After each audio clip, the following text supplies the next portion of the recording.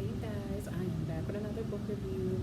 This book is a short story novella, okay? It is all of 34 pages, all right? And it was on Kindle Unlimited and Audible, but I guess there's some feature now where some of these Kindle Unlimited books, you can actually listen to them through like the little app. I said, let me find out. No one was going to put me on to game. Like, I thought we were friends and I had to find this out on my own. I feel like the last person to show up to like the tea party. I don't know. Regardless, this book is titled Bear Witness and it's out of the Out of Line collection by Mary Gateskill. This book here, I did not know how to feel about it. It was switching from all three characters in such a different way. It was like first the one character was talking in first person, then another person was talking in like second or third person. Again, I need to figure out what the different persons are. I need to learn that at some point, I really do. But it just, there was no definitive chapter one, chapter two. So it made it a little confusing for me. So that's why I was like, let me just go ahead and listen to it, because that made it a lot easier instead of me trying to keep everyone together in my mind. This book was certainly different. You know, one of the main characters, Miss P, is a teacher. She is teaching this young man named Mark. I was making sure I was getting it right. So she's teaching Mark. Mark seems like a very troubled student. He's not necessarily a troublemaker. He could be labeled as a follower of the troublemaker. Mark has, let's say, like maybe a learning disability to an extent.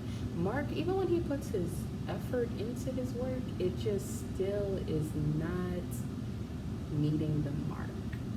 And it's to the point where he has to go to special education classes. Miss P tries her best to not make him feel like he's different. Sometimes when he doesn't do good on certain assignments, she'll try to create a different assignment for him to do. But then there's sometimes where he still is just missing the objective on that. So it's like, what do I do? Do I just fail this kid, or do I just keep stamping D's on his paper and pass him along with the no child left behind act? Like, what do we do here? Because we're clearly not we're doing this boy a disservice, okay? He's not grasping the material. Miss P moves on and she starts teaching at another school years down the road.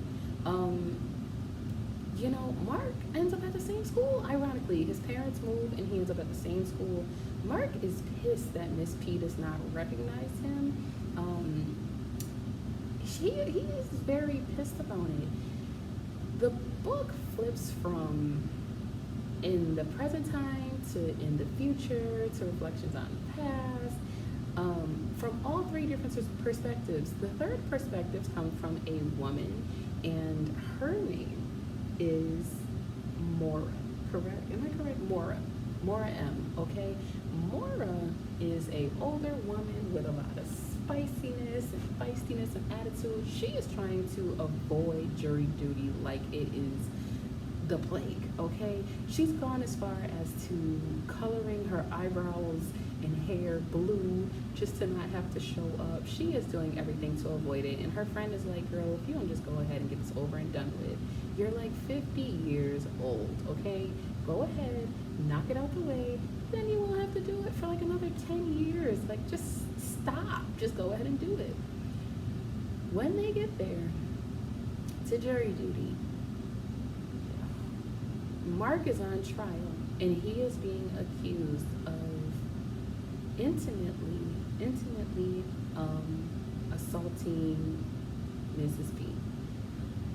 It leaves you trying to figure out, did the boy do it or did he not?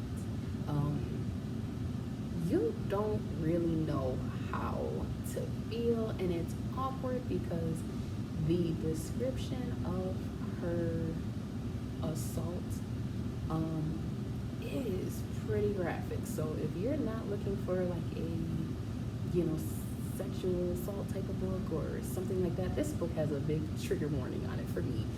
It wasn't bad for me to read or listen to, but for other people, everyone's sensitivities are different. You really are sitting here trying to figure out, like, and even the jury is trying to figure out, like, yeah, he's a weird kid. Yeah, he's son ain't right with him. We don't know what. But at the same time, do we honestly think that he did that to this elderly woman? You don't know how to feel. This book ended in a different way. It felt like there was supposed to be more at the end. I don't know what it was. It just felt like there was more that I wanted or more that I was expecting. I don't know. I don't know. I kind of felt like, well, what happens now? Where do we pick up from here? So if you like a book that leaves you potentially on a cliffhanger, this might be it. I even got curious and I was like, let me go check out the reviews because maybe I missed something. But the reviews were really mixed and really divided. It seemed like a few of us felt like, what just happened? So I don't know. I really don't know. I don't know. I don't know how to feel about the book. So that's probably why I would slap like a 3 out of 5 on it. Just because I don't know. My favorite character was definitely Mora. Mora has so much attitude, it's not even funny. So she was my favorite. Mark was a problem child from the start. Mark was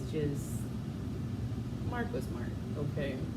If you have not already, go ahead and hit the subscribe button to my channel. This book was different than the books I typically read.